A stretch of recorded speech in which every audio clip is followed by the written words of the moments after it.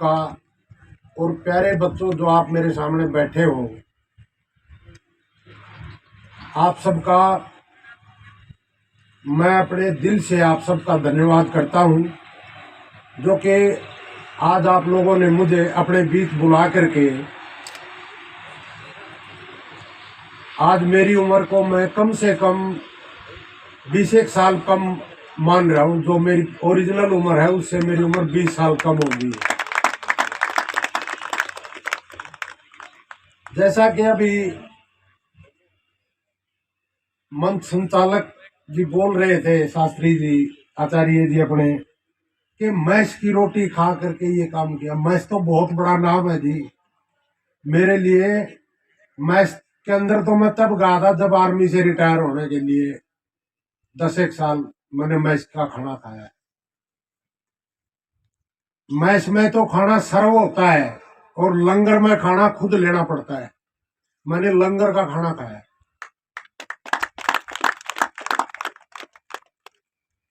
अभी मेरे पास साहब बैठे थे यहाँ, वो जिक्र कर रहे थे कि एक लड़का आर्मी में चला गया था जेसीओ से, लेकिन उसको वहां खेलने का मौका नहीं मिला, वो वापिस आ गया।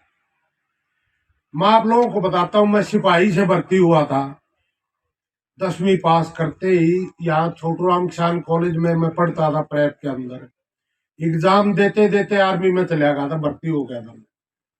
वहां उस टाइम तक मैं हॉकी खेलता था। हॉकी छोड़ करके अभी जैसा कुछ यहाँ सभी डिस्कस चलता है, आपको पता है, टीम वर्क गेम है, उसके अंदर कुछ भी 3-5 होता रहता है।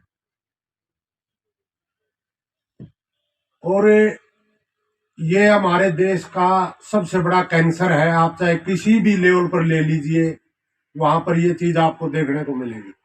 हमने भी उसको देखा है, सफर किया। तो उसके बाद मैंने ये एथलेटिक्स स्टार्ट की थी, ये सोच के कि मैं अपने बलबूते पर करूंगा। मैंने 78 के अंदर एथलेटिक्स स्टार्ट की, और आप लोगों को विश्वास नहीं होगा, जो जिस इवेंट के अंदर मैंने ये उपलब्धि हासिल की, मैंने इसका नाम भी नहीं सुना था, देखना तो बहुत दूर की बात है। लेकिन मेरे अंदर एक जुनून था। मैं हॉकी छोड़ के एथलेटिक्स में आया तो मेरे को वो लोग क्या बोलने लगे, जो इंचार्ज थे, बोले बेटा वहां तो ट्रकाने का चांस बतेरा मिला होगा, लेकिन यहाँ ट्रका नहीं सकता तू। तो मैंने उस दिन दिमाग में एक जुनून बिठा के मैं ट्रकाऊं ही नहीं गा। तो मैं 100 मीटर से ट्रायल देने लगा था। एथलेटिक्स के अंदर 44 इवेंट होते हैं, जंप थ्रो सभी मिला करके, लेकिन मैं 100 मीटर से ट्रायल देने लगा और मैराथन तक ट्रायल दी, सिर्फ किस लिए कि मैं पार्टिसिपेट करूं। लेकिन पार्टी मेरा नंबर किसी में 5वां, किसी में 4th।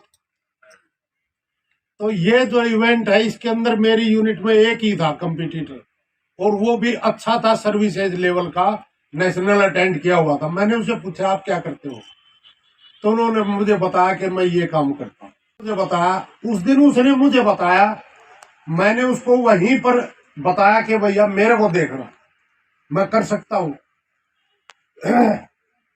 तो वो बोले 20 किलोमीटर का और 50 किलोमीटर का कंपटीशन होता है, इसमें तो अगर आप मेहनत करोगे तो बन जाओगे।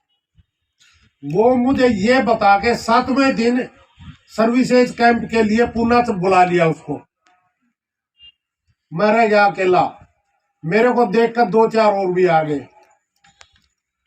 आपको मैं अभी खाने की डाइट की बात बताता हूँ। मेरी यूनिट आसाम में होती थी, जहां पर ना दूध था ना कोई खाना था, और उस टाइम खाने में मिलती थी आटे में कीड़े, दाल में सुरसी, और वो भी गिनती की चपाती मिलती थी। कई बार तो ऐसी पोजीशन होती थी कि गिनती की 6 चपाती मिलती थी। वो उनको ऐसे झाड़ दो तो वो खाली बीच का आटा आटा बच जाता, पापड़ खत्म।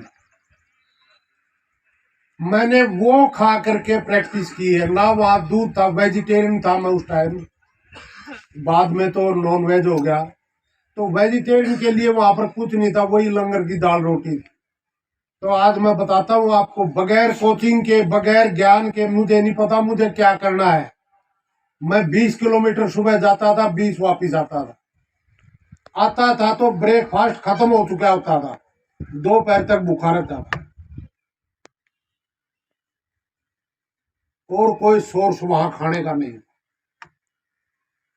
फौजी आदमी बगैर इजाजत के बाहर भी नहीं जा सकता बाजार के अंदर, और वहां से बाजार भी बहुत दूर था ना। हमारा इतनी जेब वो फर्क करती थी कि हम बाजार में जाकर कुछ खा लें। 350 रुपये तनख्वाह थी मेरी, उनसे 350 रुपये में आप जो आप ये अंडरवियर पहन रही है नहीं आता। लेकिन वो जो जुनून था नहीं, जो मैंने ये बोल दिया था कि मैं ट्रकाऊं ही नहींगा, आप लोगों को मैं बताता हूं, वो बंदा मेरे पास 79 80 78 में मेरे को बता के गया, 79 में वापिस आया नेशनल खेल के। उससे पहले मैं सर्विसेज ब्रिगेड कमांड सब जीत करके मैं सर्विसेज में गया, तो मैंने उस बंदे को, मेरी यूनिट में ट्रायल हुई, मैंने उसको बीट कर दिया, तो मेरे को बता के गया।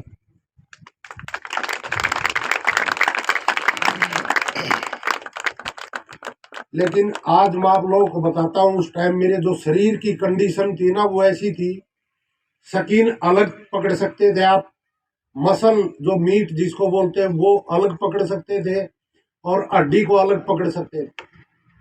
मैंने अपने शरीर को इतना सींच दिया था, पानी इसके अंदर छोड़ा ही नहीं था मैंने। 78 के अंदर मैंने ये इवेंट सीखा, 80 के अंदर नेशनल चैंपियन हुआ, हिंदुस्तान का नेशनल चैंपियन हुआ, और 81 में टोक्यो से एशियन चैंपियनशिप का गोल्ड मेडल लेके नया रिकॉर्ड किया। ये बातें कहने में सुनने में बड़ी अच्छी लगती हैं, लेकिन मैं दोस्तों एक बात बताता हूं, इसके पीछे संघर्ष बहुत ज्यादा होता है। मैं आपको दिल की गहराई से बता रहा हूं, ये बातें आपको आम आदमी बताएगा नहीं। नेशनल चैंपियन हुआ तब तक मेरे पास ट्रैक सूट नहीं था, जूते नहीं थे। जूते मुझे ट्रैक सूट उस टाइम जो सर्विसेज में फर्स्ट सेकंड हो जाता था आर्मी के अंदर, आर्मी एयरफोर्स नेवी नेशनल में पोजीशन है, उसको ट्रैक सूट देती थी सर्विसेज। और उस टाइम लुधियाना में एक सेल्फ कंपनी होती थी, वो बनाती थी ट्रैक। जूते तो अपने बनते ही नहीं थे। जूते मैंने 81 में मैं जब टोक्यो गया, मेरे को पूरी स्पोर्ट्स किट, कच्छे, बनियान, socks, track suits, sports shoe, competition shoe, जो आजकल एसिक्स नहीं लिखा होता है, इसका ओरिजिनल नाम टाइगर कंपनी स्पोर्ट्स, ये जापान की स्पोर्ट्स कंपनी है। इन्होंने मुझे स्पॉन्सर किया सब कुछ। फिर तो एडिडास भी, मिजुनो भी, नाइकी भी, प्यूमा भी, सब बोलते थे मेरी सॉक्स ले लो आप, कोई बोलता था जूता ले लो।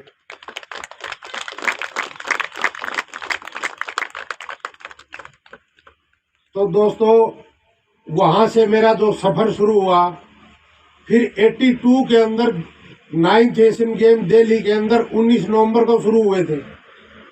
25 नवंबर तक हिंदुस्तान को गोल्ड मेडल नहीं मिला। अब हम यही डिस्कस कर रहे थे, यहाँ इसी यूनिवर्सिटी में गेम हो रहे हैं, पूरी यूनिवर्सिटी के सभी स्टूडेंट यहाँ बैठे हैं, मैनेजमेंट कमेटी, हर इस यूनिवर्सिटी का बच्चा कोई मेडल ना ले, सब बार ही बार के लेते रहे, तो ये लोग क्या सोचेंगे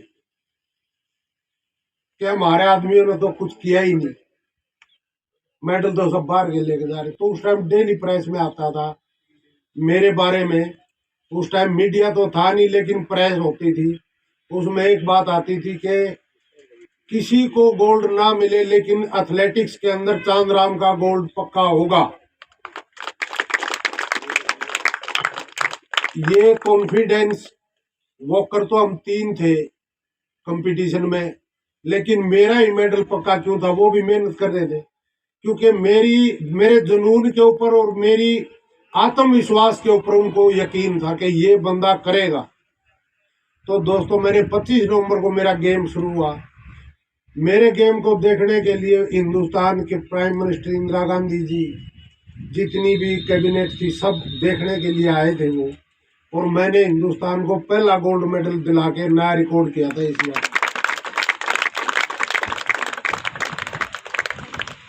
हिंदुस्तान वर्ल्ड के अंदर ऐसा कोई कंपटीशन नहीं है जो मैंने ना कंपीट किया हो। 84 ओलंपिक, के अंदर टीम कैप्टन था, मैं 12वीं प्लेस थी मेरी। 83 के अंदर वह फर्स्ट वर्ल्ड चैंपियनशिप हेलसिंकी के अंदर टीम कैप्टन था, वहां मेरी 16वां नंबर था। एशिया के 3 गोल्ड मेडल लिए, 1 सिल्वर मेडल लिया, 1 ब्रॉन्ज मेडल लिया लगातार। और आज बताता हूं आप लोगों को जुनून किसको बोलते हैं। एशियाड 82 जो मैंने जीता, वो 1 घंटा 29 मिनट में जीता था। और जब मैंने ब्रॉन्ज मेडल जीता तो मेरा टाइम 1 घंटा 25 मिनट था। अंदाजा लगाओ आप मैंने कितनी मेहनत की और मेडल पिछड़ता चला गया। मैंने अपने काम के अंदर कमी नहीं की। लोग मेरे से भी तगड़े होते चले गए, उनको गोल्ड मेडल ले गए, लेकिन इसको जुनून बोलते हैं। मेरा कहने का मतलब यह है कि कभी अपने आप को ढीला मत छोड़ो। आज ये भाई 4th टीम भी है, 3rd भी है, 2nd भी, अरे भाई पोजीशन फर्स्ट तो एक ही होगा।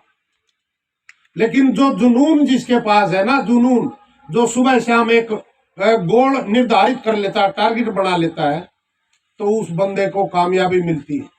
दूसरी बात, आप जिस भी धर्म से, जिस भी भगवान को आप सब मानते होंगे किसी न किसी रूप में, सुबह शाम उस भगवान के लिए 5 मिनट जरूर निकालो।